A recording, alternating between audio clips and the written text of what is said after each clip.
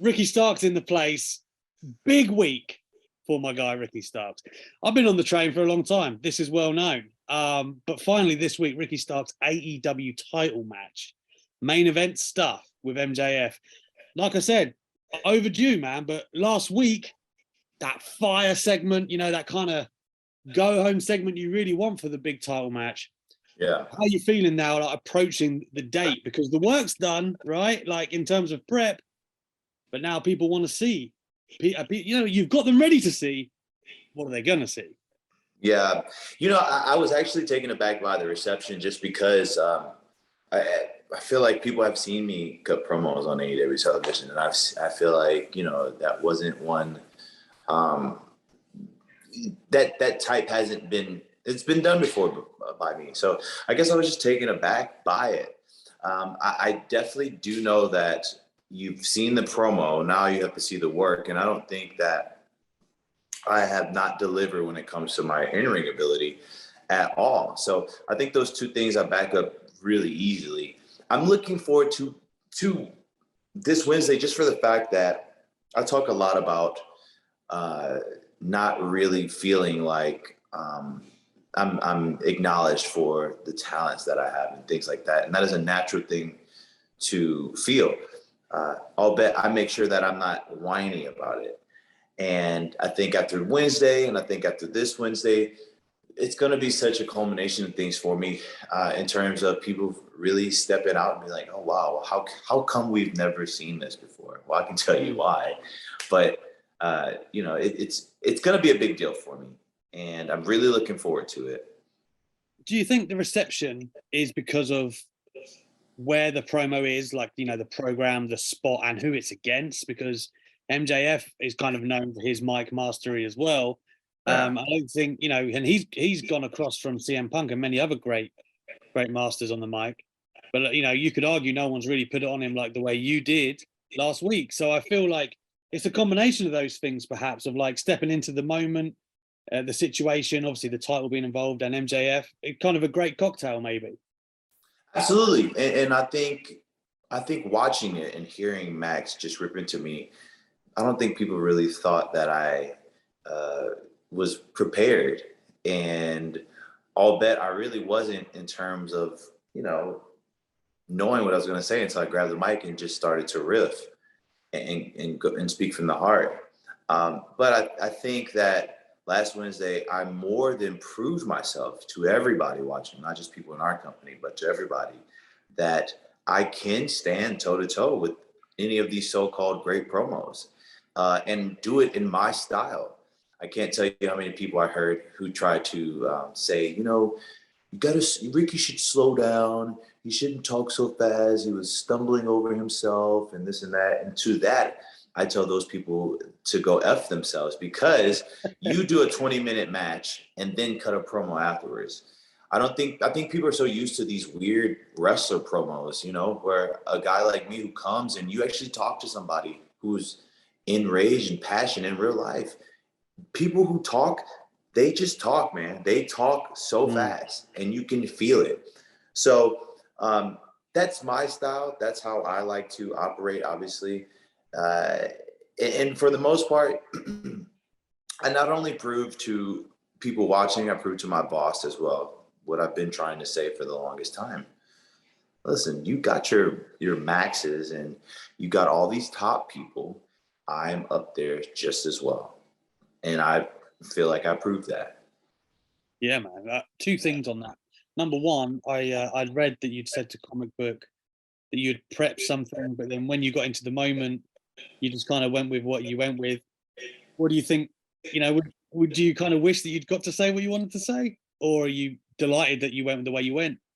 I'm more than delighted I went the way that I went. I think there's a weird narrative that I went off script, so to speak, but there's no script to go off of. That was, if anything, you can just say, well, I just freestyled it. And that's ultimately what I did, which is another thing about me that I do. I just gamble on these big moments that are really important for me to succeed in. And I kind of just flow from the heart. And so definitely not. Like, I definitely don't, wish to change that otherwise. But I think it's very telling of the type of person I am to, bro, if I'm able to do that after a match, like I shouldn't be F with when it comes to promos at all. I've proven myself when it comes to my wittiness, my sharp tongue. Like I've proven that 10 times over within that moment. Yeah, I feel like people knew that even before Wednesday. But man, what a great showcase of it that it was. And you mentioned Tony Khan before that. Like, what was his reaction once you get backstage and stuff? Is he like, that's the one?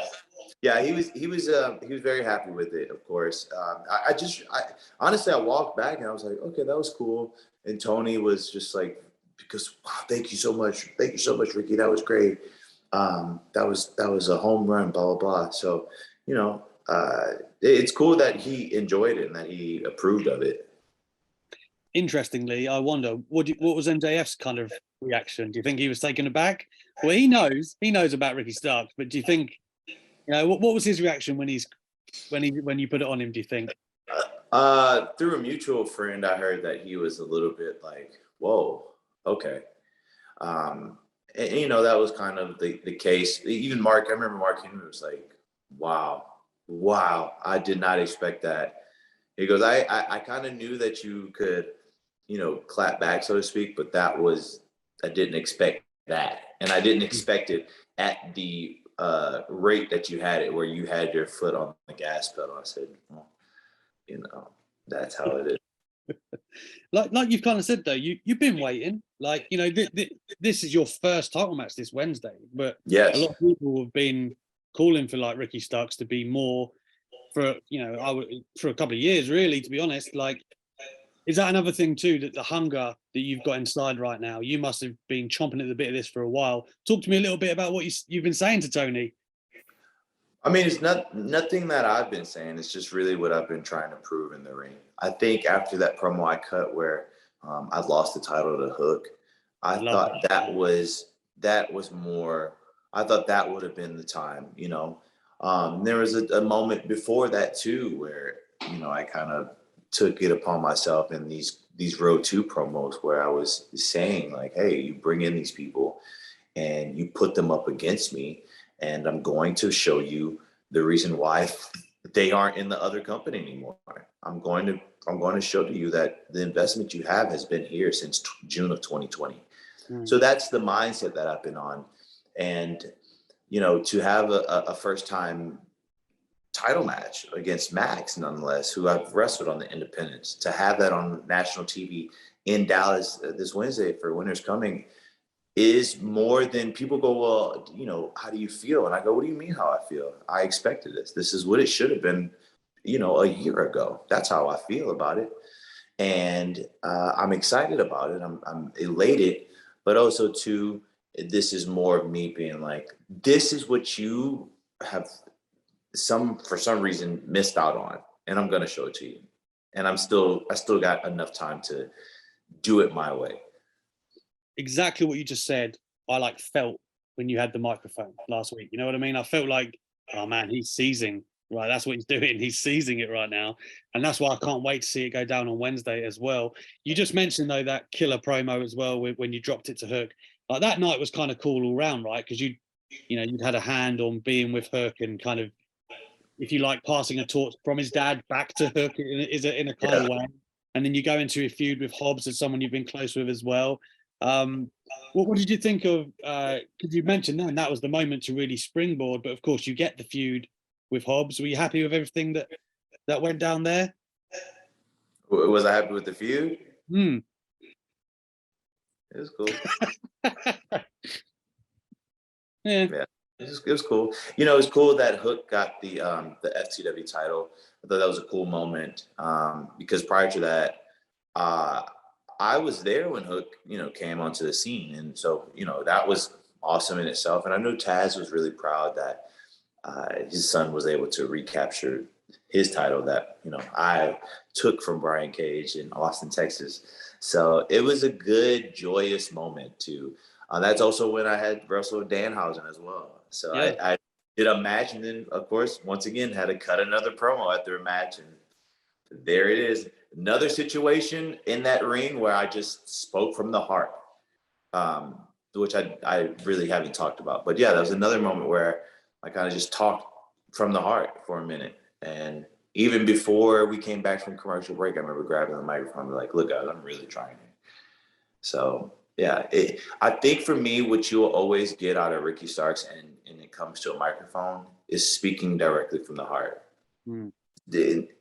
That I feel like is my superpower. And I want people to know how I feel and in the connection. And it's okay to be someone of a badass like me and also be vulnerable at the same time. Like that is okay. We don't have to have these hyper masculine alpha male type personalities all the time. Like I can be eccentric and flamboyant and still kick ass.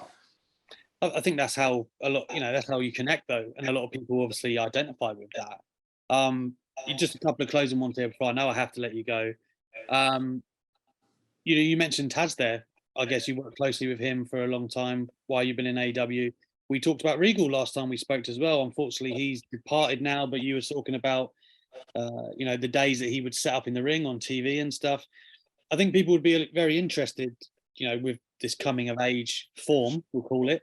It's always been there, but you're on fire right now. Who have you been working with closely in AEW, or where do you get your promo comes from the heart, but I mean, who have you taken from inspiration down the years, would you say, to cultivate the kind of polish that you have today?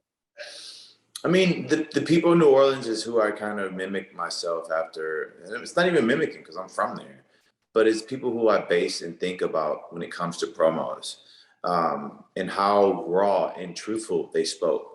My mom would speak to me, and when I got in trouble, she would speak with such like passion and truthfulness to it. And I remember, when I first started wrestling, I viewed that in a way that Ric Flair's great promo, The Rock's a great, like all these people are great promos, but ultimately what worked for me was people who connected with me because of the passion in itself. Currently though, who I work with in terms just outside of that is definitely Billy Gunn. And that's really it. That's really it when it comes to the people at AEW. I do miss Regal. Huh? A lot of love for Billy Gunn right now. Yeah, he's a great guy and he does care. And I would be remiss to say that I do miss Regal because no one knows, but Regal knew me when I first started.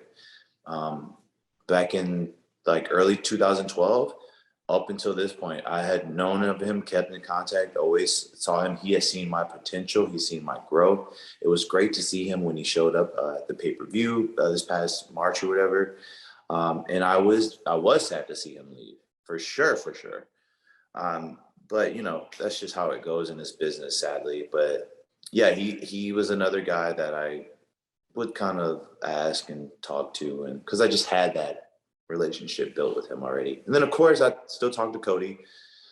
Lone wolf type situation for me at AEW besides Billy, but I still have people that I can reach out to that are just a phone call away. I had a talent contract as well as as an employee contract, and it didn't run out till the end of April because I played William Regal.